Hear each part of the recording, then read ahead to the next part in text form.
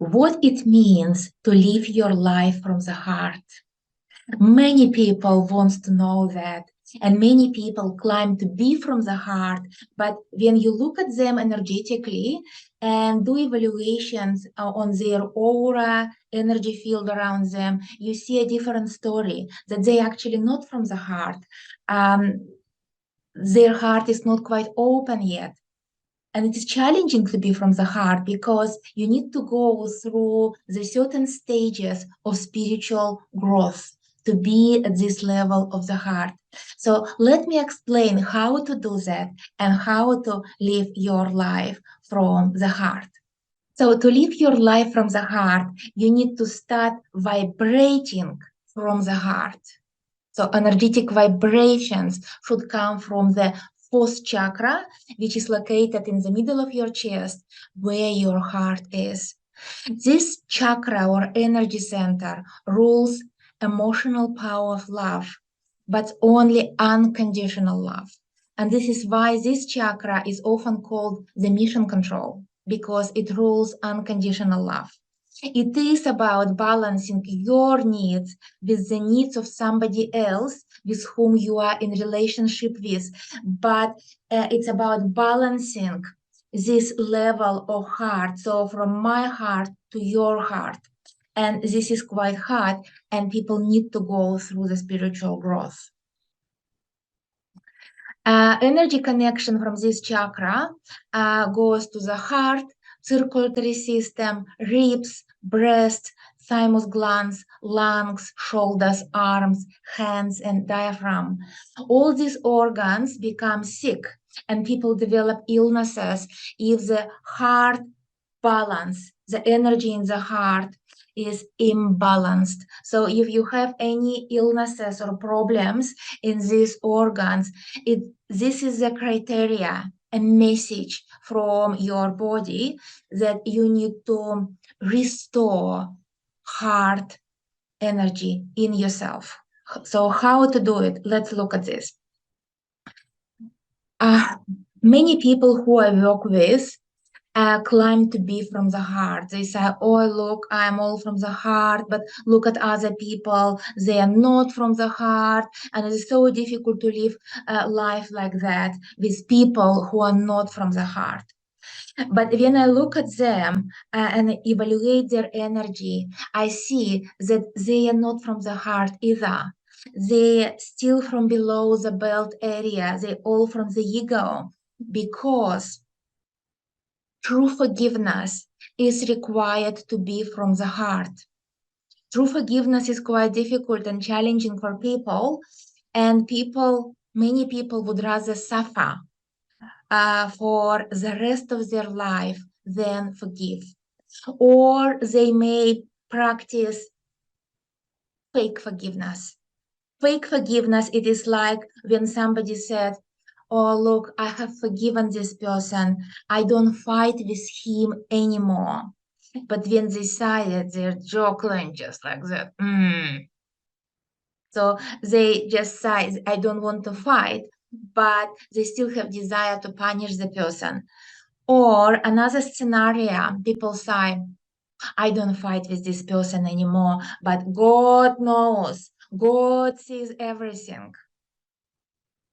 This is another scenario when people say, I don't want to fight anymore, but I still want to punish the person. So at least, if not me, but God will punish this person. This is fake forgiveness. Fake forgiveness, it's like, I put my weapon down, but not the desire to shoot.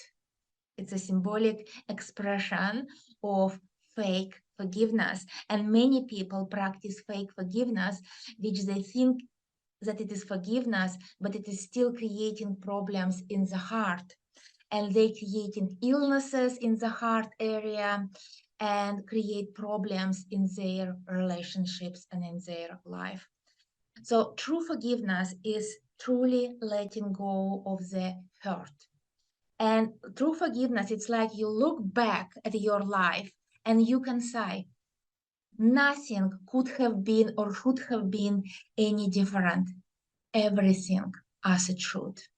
and you really feel it, that you are on the spiritual path. And if you're on a spiritual path, there is no blame, there is no regrets. There is only gratitude for the lessons you learn. And when you forgive truly, you actually feel grateful to this person, and you can say, thank you so much. Thank you for the challenge, because as a result of this challenge, I have become who I am right now. And I love who I am right now. So this is self-acceptance.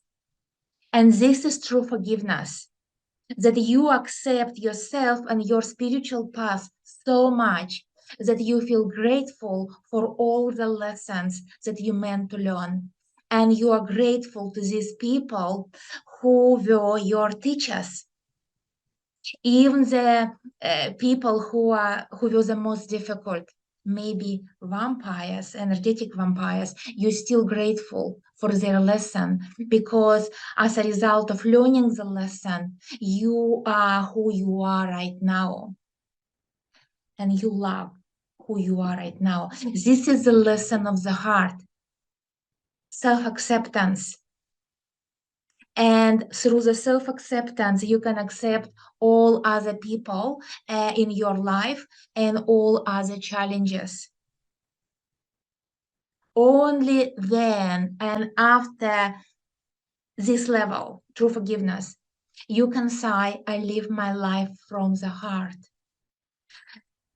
Therefore, you need to go through the spiritual growth. You need to grow to achieve this level. And this is all the difficulties. This is why I said before that when I look at people intuitively, I see a different story. They're not from the heart.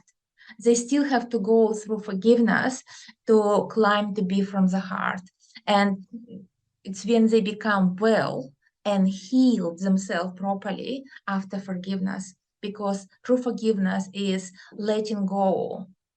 And all these needs to take, to punish the person, or like keep asking why this happened to me, why he did what he did. And it includes forgiveness to yourself. And after forgiving yourself, it becomes very easy to forgive others. If you can't forgive yourself and you still feel like guilty or regretting the past, you will not be able to forgive other people. So how to create health in your fourth chakra and live your life from the heart and create relationships from the heart. Creating health in the heart chakra involves learning how to sing a different kind of love song. As a teen, you probably worried about whether or not someone loved you or not. And you may thought, if he doesn't call, I'll die. You thought back then. This has nothing to do with love. It's some sort of energy that comes from the second chakra. It's attachment, desire to own the other person, but it's not love. This kind of love will create a lots of problems in your life and in your health. In early adulthood, you moved on to the more mature heartache and often even rage of the classic somebody done somebody wrong song. Such tortured ballads about cheating hearts and slashing tires are typically full of anger, vengeance, and grief. Nothing to do with love. It's some sort of third chakra, solar plexus chakra energies, ego. It's ego play. When somebody goes into this, somebody done somebody wrong songs, you did me this, I am right, you're wrong. It's ego play. Nothing to do with the heart. And if you stuck in these games, you will create illnesses, and your partners will create illnesses in their body also. So what is post-chakra love? But after all of these immature relationships, because we all start loving experiences from these two, nobody start straight away, boom, loving from the heart. No, you have to learn the lessons first. And after learning the lessons of immature relationships, you are now generally ready for a mutually loving partnership characterized by emotional sanity. This is the characteristic of heart love, emotional sanity. What is emotional sanity? It's when you are able to say to your partner, I am okay, and you are okay, and we are both are okay. And this is only what I am interested in, to be okay with you right now and feel the joy of the present moment with you right now.